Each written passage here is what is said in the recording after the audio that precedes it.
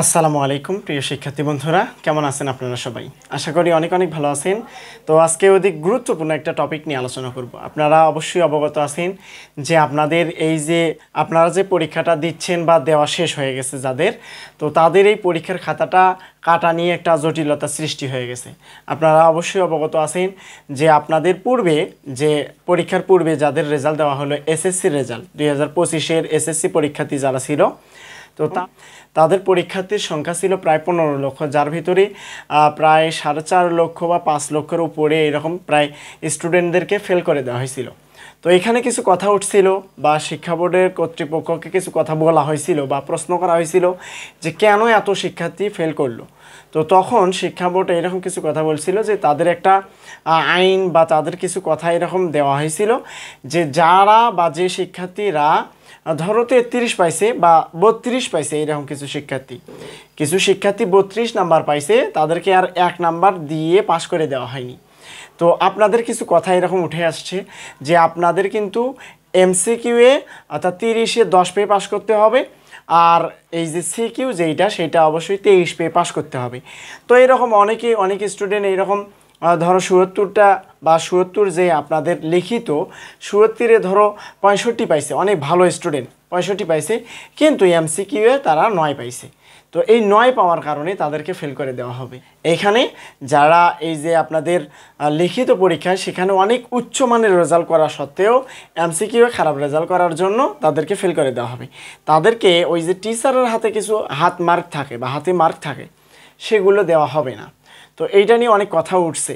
তো এইটা কি আপনাদের অবশ্যই খারাপ একটা দিক, এইটা আপনাদের জন্য অবশ্যই একটা খারাপ দিক। এখন কি হবে সেটা নিয়ে কিন্তু এসএসসি ব্যাচ যেটা 25-এ যারা পার হয়ে গেল তাদের কিছু আন্দোলন আপনারা অবশ্যই ইতিমধ্যে দেখছেন।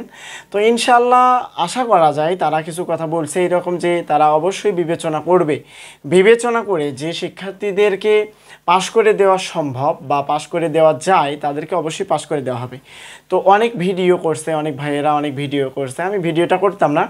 তো এখানে দেখলাম তারা অনেক স্টুডেন্টদেরকে এমন কিছু ভয় দেখানো হচ্ছে বা ভয় দেখাচ্ছে তারা যে আসলেই যদি কোনো খারাপ রেজাল্ট করে থাকে তাহলে তাদের রেজাল্ট খারাপ আসবে।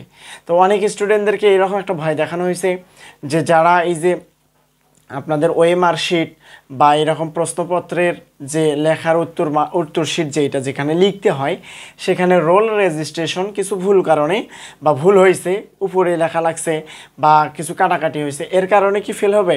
না ভাইয়া, এর কারণে ফেল হবে না। অনেকেই বলছে যে ফেল হবে না। আপনারা যদি আপনাদের রোল নাম্বারটা খুব সুন্দর করে ঠিকভাবে লিখে আসতে পারেন, যেইটা রোল সেইটা লিখে আসছেন, এখন যেভাবেই হোক কাটাকাটি হওয়ার পরেও যদি সঠিকটা লিখে আসতে পারেন ইনশাল্লাহ আপনার সমস্যা হবে না। যারা ভুলটা লিখে আসছে তাদের কিন্তু কখনোই সম্ভব নয় মার্ক আসা বা সেই সাবজেক্টে পাশ করা।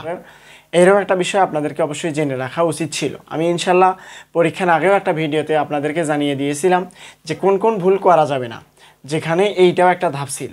তো আমার এই ভিডিওর করার একটাই লক্ষ্য ছিল যে আপনাদের যে ব্যাড নিউজ বা আপনাদেরকে যে বা ভয় দেখানো হচ্ছে বা ভয় পাচ্ছেন আপনারা, এটা আসলে ভয় পাওয়ার কথাও ছিল, কিন্তু যারা একদম ব্যতিক্রমভাবে 2-1 নাম্বারের জন্য ফেল দেখানো হচ্ছে তাদেরকে ফেল দেখানো হবে না, তাদেরকে অবশ্যই পাশ করে দেওয়া হবে।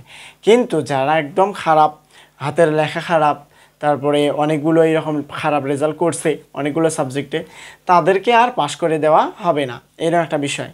আর অবশ্যই আপনারা অবগত আছেন যে 2026 সালে একদম নতুন নিয়মে পরীক্ষার ব্যবস্থাগুলো নেওয়া হবে।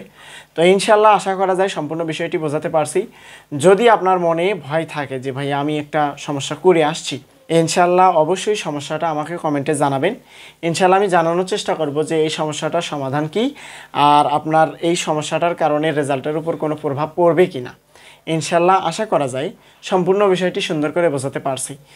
আর অবশ্যই আপনাদের জন্য দোয়া রাখি যে আপনাদের রেজাল্টটা অনেক সুন্দর হোক এবং আপনাদের স্বপ্নগুলো অনেক উচ্চ লেভেলে যেন থাকে। অবশ্যই আপনারা সামনে অ্যাডমিশনের প্রস্তুতি নেবেন ইনশাল্লাহ। আমার এই চ্যানেলটা এইচএসসি অল সাবজেক্ট ক্লাস, এবং এখানে কিন্তু আমি চ্যানেলে ভিডিও দিয়ে থাকি এইচএসসি অ্যান্ড অ্যাডমিশন, এইচএসসি এবং অ্যাডমিশনের রিলেটেড ভিডিওগুলো আমি ইনশাল্লাহ দিয়ে থাকি।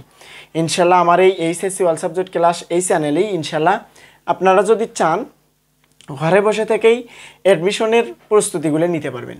আর অবশ্যই আপনারা অবশ্যই অবগত আছেন যে যারা অ্যাডমিশনে অংশগ্রহণ করবেন না তাদেরকে অবশ্যই তো অনার্স ভর্তি হতে হবে। অবশ্যই 25 সাল থেকে শুরু হয়ে আসছে বা শুরু হয়ে গেছে যে এই যে অনার্স ভর্তি হতেও কিন্তু এখন পরীক্ষা দিয়ে পাশ করতে হবে। পরীক্ষা দিয়ে টিকার পরে অনার্সে ভালো একটা সাবজেক্ট পাওয়া সম্ভব। সেই জন্য অনার্সেও প্রস্তুতি নেওয়ার জন্য অবশ্যই আমাকে জানাবেন। ইনশাল্লাহ আমি এই চ্যানেলে আপনাদেরকে এইরকম অ্যাডমিশন রিলেটেড যে ভিডিওগুলো ইনশাল্লাহ আমি দেওয়ার চেষ্টা করব। তো এই ছিল আজকের আলোচনা। আশা করা যায় সম্পূর্ণ বিষয়টি শেষ পর্যন্ত দেখছেন। যারা ভিডিওটি শেষ পর্যন্ত দেখছেন তাদেরকে অসংখ্য ধন্যবাদ। যদি নতুন হয়ে থাকেন তাহলে অবশ্যই আমার চ্যানেলটি সাবস্ক্রাইব করবেন। যে কোনো প্রশ্ন অবশ্যই কমেন্টে জানাবেন, ইনশাল্লাহ কমেন্টের জবাব ইনশাল্লাহ অবশ্যই পেয়ে যাবেন। তো আল্লাহ হাফেজ, আসসালামু আলাইকুম রহমতুল্লাহি ওয়া বারাকাতুহু।